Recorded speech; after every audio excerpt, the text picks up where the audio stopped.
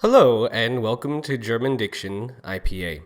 This is Class 1, and I'm your teacher, Dan Mulkenton. In this lecture, we'll be going over what is IPA, the characteristics of German, the basic sounds of German, and finding good models. So first, what is IPA? IPA is the International Phonetic Alphabet.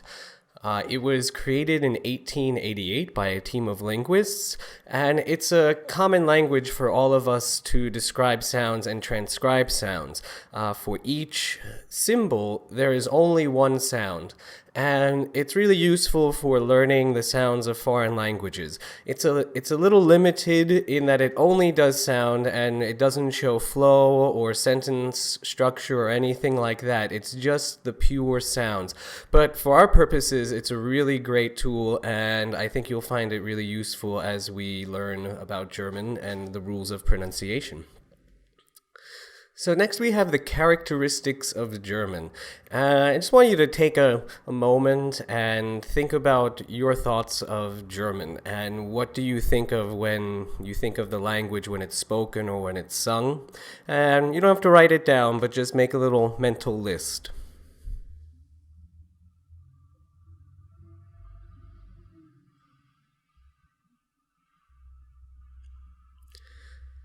So I've been teaching German a few years now, and a lot of times when students come in, or people who have no experience with German, they tend to think that German is a harsh language, harsh for the ears.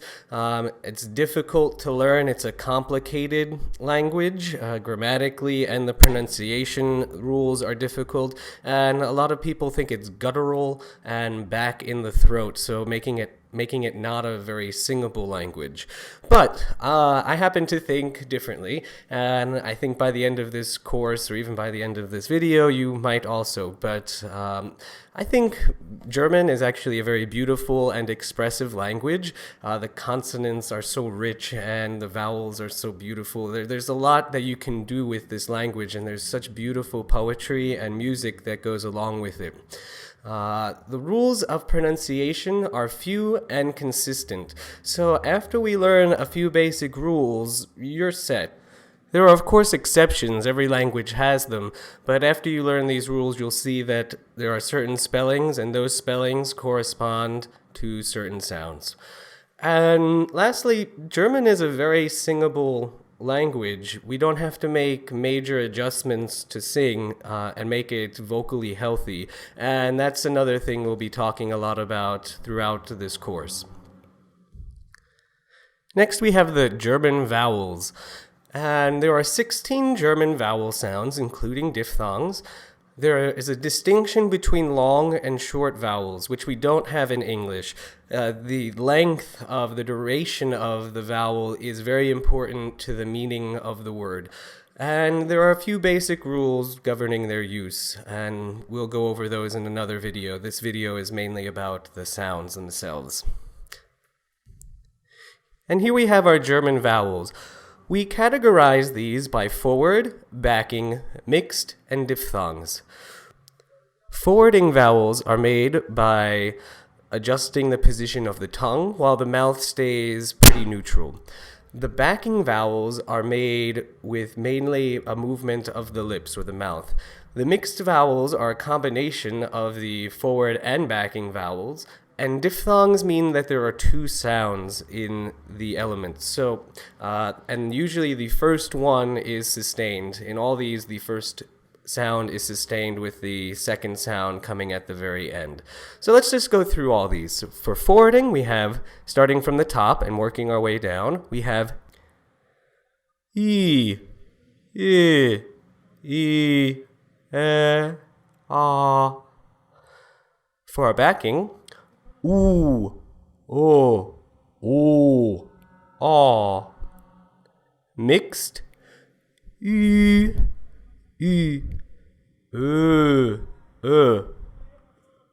And for our diphthongs, we have I, ow, oi. Now let's look at each of these vowels a little more in depth. We're going to go over the individual sound and the IPA symbol. And then you'll see a few examples in German. You'll see the German word. Next to that, you'll see an IPA transcription. And next to that, the English translation. And don't be too overwhelmed with the IPA and the rules. Right now, we just want to get the sounds in our ears and become familiar with these sounds. Don't think too much about it. It's better just to imitate right now and get the sounds in your ears, and if you can, get them in your body and kind of figure out where things are. If it helps, try to think of sounds in your own language or words in your own language that have these same sounds. They may or may not. There's a few German sounds that we have that don't exist in English, and whatever your native language is, there might be some crossover. So just keep that in mind as you do this, but don't get too caught up in looking at all the symbols and knowing everything right now. We hopefully get to that point by the end with a little more practice, but right now just focus on the sounds. So our first sound is E, and this is a nice closed long sound in German, and we want to make sure that it doesn't get too tight. We don't E, but E, Liebe, ihm, Stil. So why don't you try that? Take a few seconds and just repeat those back. Liebe, ihm, Stil.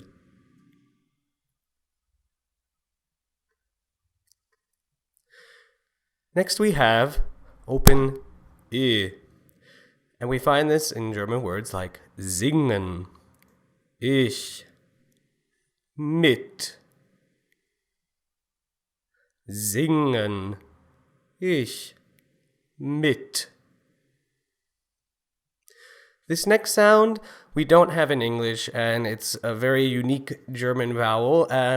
Don't worry if you don't master this right now. It took me a little while to figure this sound out and really be able to get it every time. So right now, just keep your ears open and give it a shot. So we have E. Not E, but E.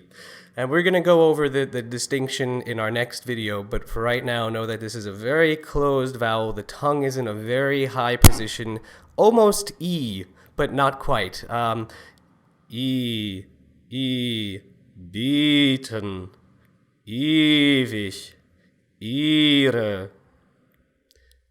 Try that once more. Bieten, ewig, ihre. Next we have the open version, and this one we do have in English. In German words, we find it in words like Bett, Städte, Wetter. And once more, Bett, Städte, Wetter. And this next one is the bright ah. It's not quite as bright as the Italian ah, but it is bright and it's really nice to sing on. So here we have Wasser, aber, and Stadt.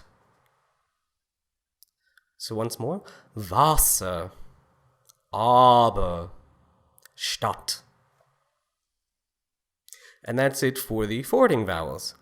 Next we have the backing vowels, and if you remember, these are made mostly by changing the mouth position or the position of the lips. And this first one is the closed oo. Oo. We find this in words like Ruh, Tut, and Nun. So why don't you try that? Ruh, Tut, Nun.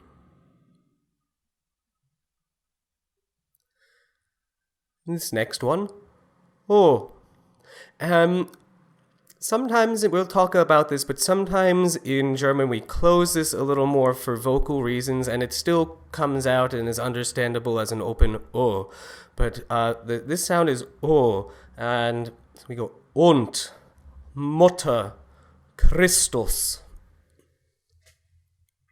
Und, Mutter, Christus. And we'll talk a lot more about that vowel when we get to the backing vowels. Here we have the closed German O, and this is another one like the E that doesn't exist in English unless you're from Minnesota. And if you are, you can definitely use that. So we have O, and our first example is ohne, Ton, Propheten. Once more, ohne, Ton, Propheten. And next, nice one, Wonne,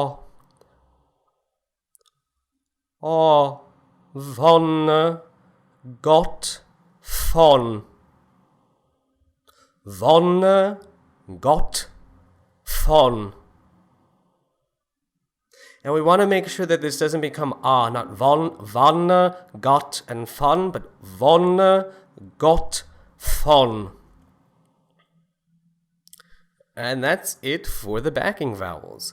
Next we have the mixed vowels, and so we mentioned these are a combination of the forwarding and the backing vowels, and we kind of say them at the same time. So some of you may be able to just imitate this or these sounds right away, and some of you might not. So we're going to go over some ways of doing these sounds. So first up we have ü. And to make this sound, we put the tongue position in an E place, E. And while we maintain that position, we move our mouth to an U position. So, E, E, E.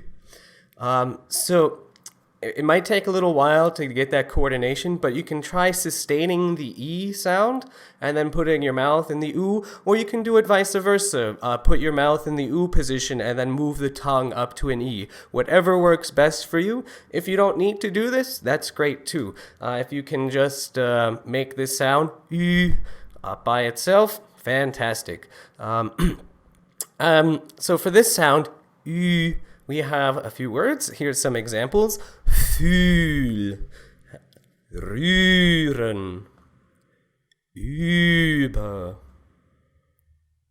Fühl, rühren, über. This next one is another fun one. And to make the sound, we put our tongue in the closed E position and our mouth or lips in the O position. So we can do it either way. We'll do E.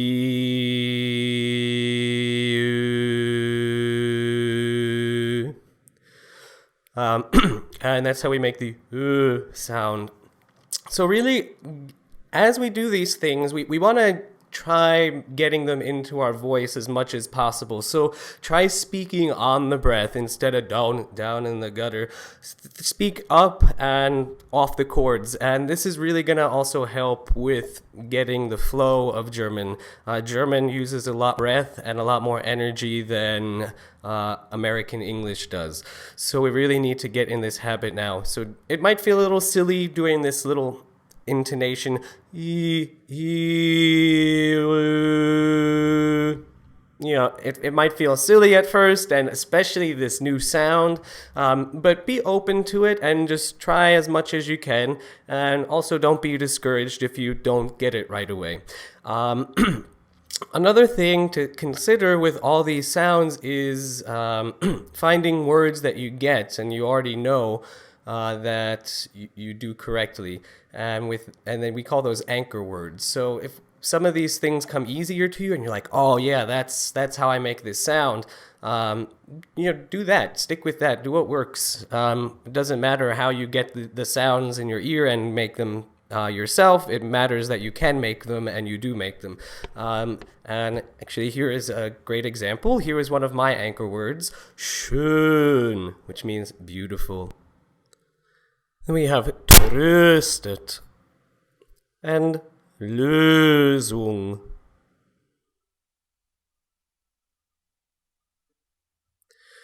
If you can get those first two, that's a really good start. These next two are a little the difference is a little more subtle.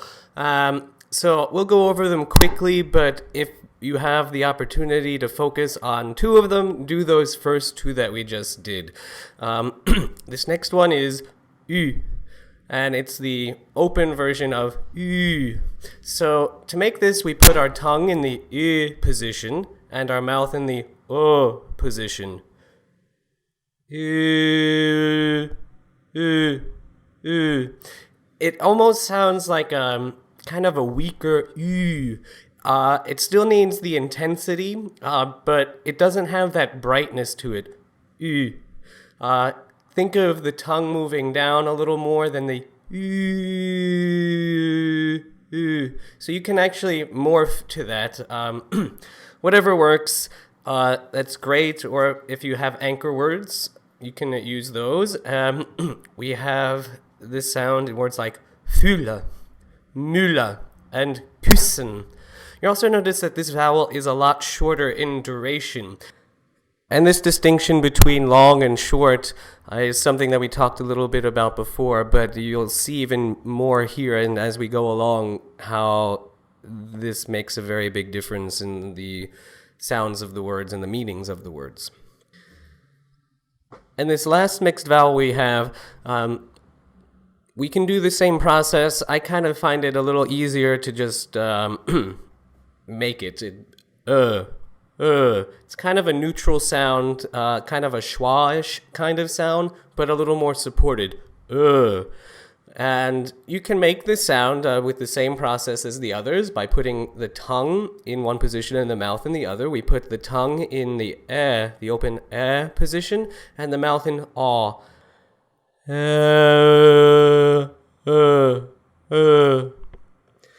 However it happens is how it happens. And our examples of are in können, köstlich, Schlösser.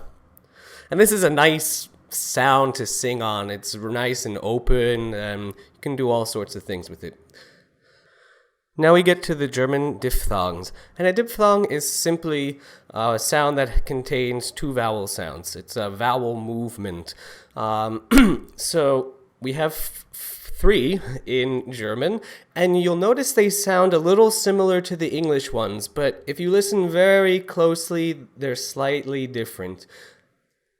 First up, we have I, and we find this in words like mein, might, Bayern, and it's slightly different than the English I.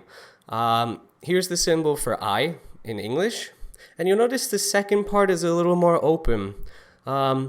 My house, whereas German is mein. The second part's a little brighter and a little more intense.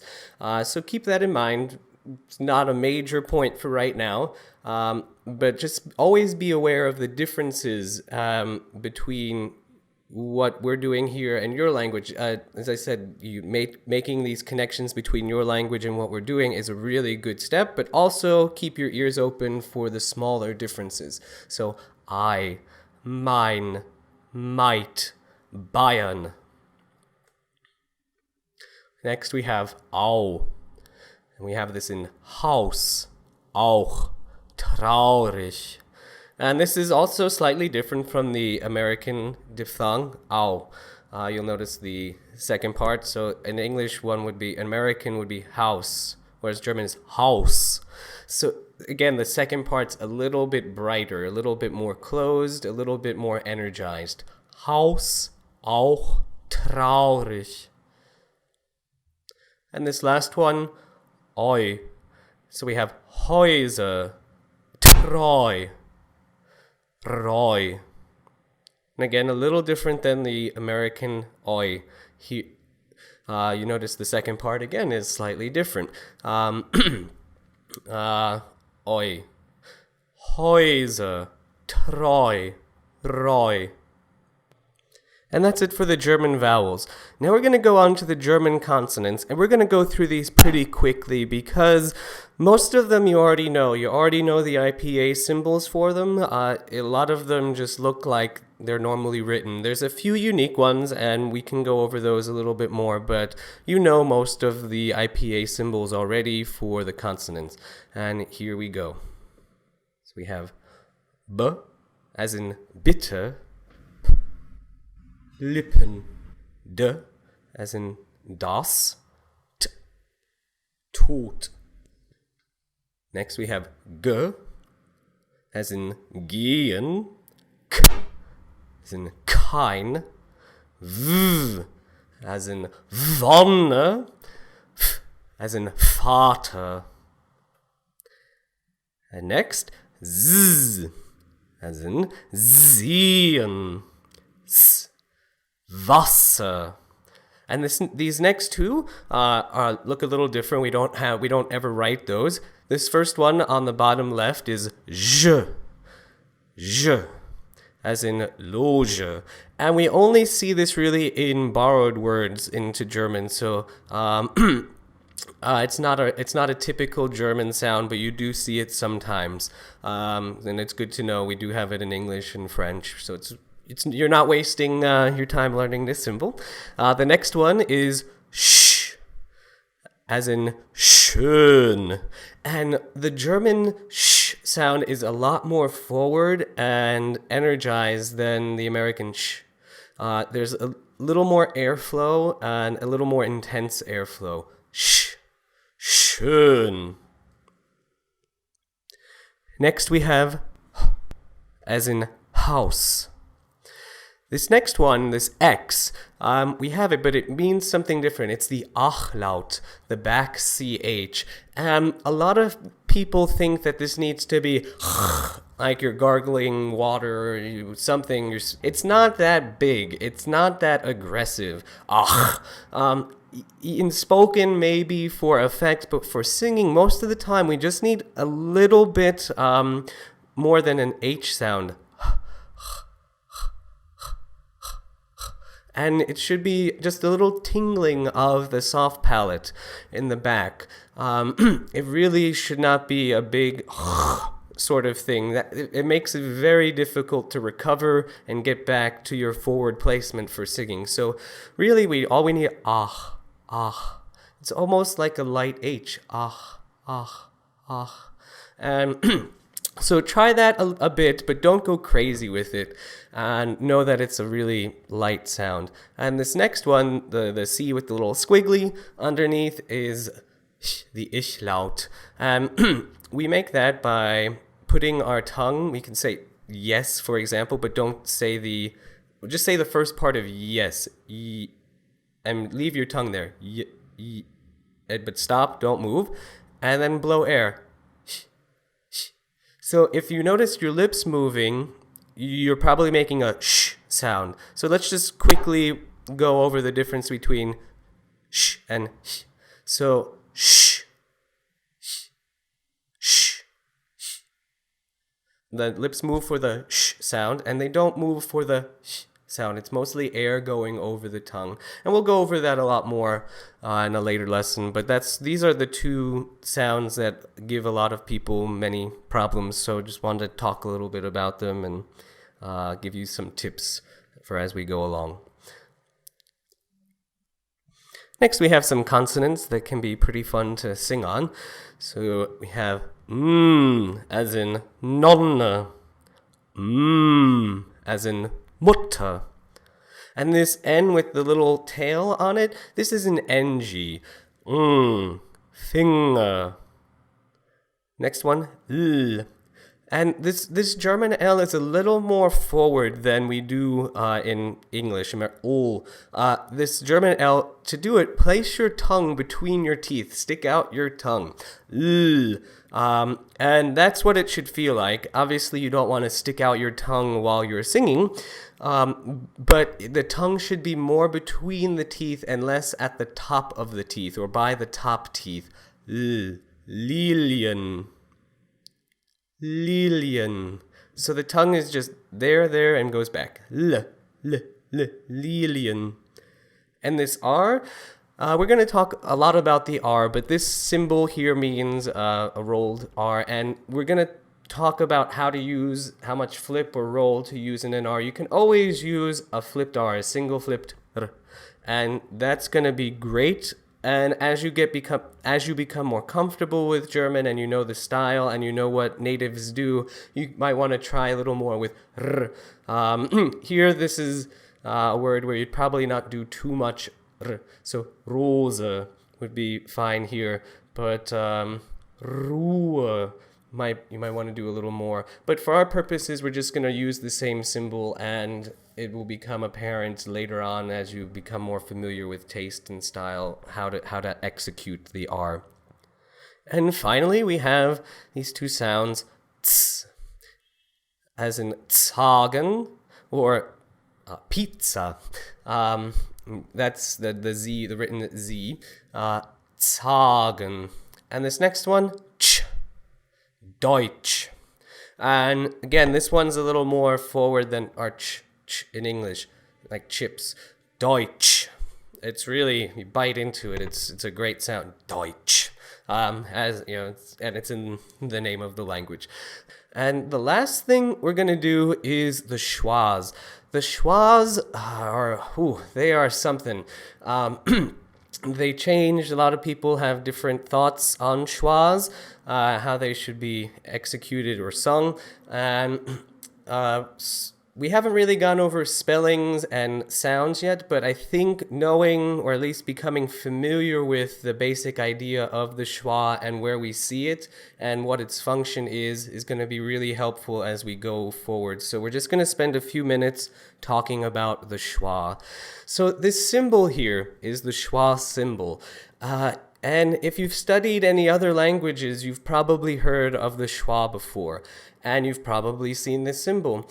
The thing with the schwa is that each language, the schwa is a neutral sound. It's a nothing sound. Schwa comes from the Hebrew meaning nothing. And so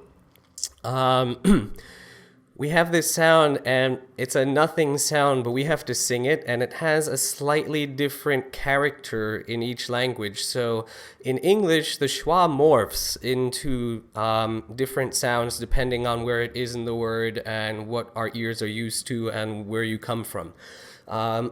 In French, the schwa is a little more round, more like pire. It's forward, but we can't. Even though it's the same symbol, we can't use the same sounds for these for each language. We really have to become aware of where they are and how they function and what they sound like. So a lot of times we see the schwa sound in unaccented parts of the words. And we see this in prefixes, be, b, or ge, ge. And so examples of that are besucht and gewahr.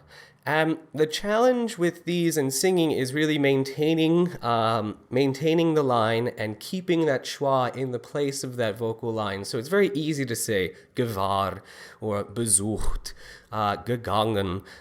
But to keep it in the line, gegangen, we really have to, this is one of the small alterations we need to make with this schwa sound. We also find it in suffixes at the ends of words, and we find it with the written E, Liebe, En, lieben, End, liebend, Es, liebes, and then Est, hättest. And you'll notice it has a little bit of an quality to it, an open sound, but it can't really be liebe or lieben, liebend. You hear the difference? Liebe as opposed to liebe, lieben, lieben. The gives it too much character and makes it too bright, but it does have an element of the in it, and this is important to know as we go forward. It will become clearer and your ears will become used to it, but this is the thing. If you can understand this and just have an idea about it, the sounds will come naturally. The sounds will come with time. So make sure you know this little list here. It's very good to know. Then we have this sound, and different people disagree about how you should do these suffixes. this is usually an ER sort of sound at the end of a word or in the middle of a word. Again, it's a weak, unstressed syllable. So we have it in ER, Wasser, and then ERN, ern, wandern, and then ERT, wundert. So it's really an unstressed sound. We don't roll these R's. It's not Wasser, wandern, wundert. I exaggerate just to show the point, but it's not that. It's this little symbol right here that we use, and in some books, like the Autumn book, which is a fantastic resource, you sometimes see it written out as schwa, E, schwa, R, and it means the same thing. We're talking about the same thing. So if you see that in some other sources, that's all it means. But this is the symbol that I use, and that's used in Duden, one of the big German language resources. And this last one is kind of like the ER schwa, but with a little squiggle underneath. And this is just unstressed R's. And we usually find these at the ends of words or prefixes. And we find it at the end of words when we have a written R. Hier, mir, these sorts of things. And in prefixes, ER, VER, and ZER. Ver, zer. Not ver, zer, but ver, zer. So here are some examples. Ergeben, vergeben, zerschelle. And you'll notice that each of those is very weak and is just going towards the next syllable. So that's the other thing to keep in mind, that these are weak syllables that still need support, but they're not all that important. Feel free to go back and go through any of these again. Make sure you are comfortable with all these symbols. It's okay if you're not comfortable making all the sounds at this point. That's why we're here. We're here to go over how to make these sounds and everything, but please be familiar with all the symbols and have an idea of what they mean, even if the sound concept is not all there yet in your head. But a good thing to do now is find models. I don't mean supermodels, I mean singers, German singers who have excellent German diction. And the king of German diction is Dietrich Fischer-Dieskau. And he really revolutionized the way we sing German. You'll notice as we go through this list that there aren't really many pre-1950 singers. And it's not that they're bad. They offer fantastic interpretations and insights into the music, but the pronunciation they use is old-fashioned and no longer used in Germany. Sometimes you'll hear it in the States, but where the language is spoken and sung, you don't. So these are people who model the language and sing the language using current rules and current trends. And so Fischer-Dieskau was really the first one to bring these new ideas to the stage. We also see it with Matthias Görner, Thomas Quasthoff, Christoph Pregardien, Dorothea Röschmann, Christina Schäfer, Elisabeth Schwarzkopf, Annetta Dasch, Peter Schreier, Anne-Sophie von Otter, Jan Kabau, Olaf Bär. They're all great. Some of them are non-native speakers who have just excellent pronunciation, but most of them are native Germans. Great people to listen to, not just for their pronunciation, but for their interpretation as well. And that's it. Next week, we'll be taking a closer look at the forwarding vowels. I'm looking forward to that. So have fun with this, and I'll see you next time.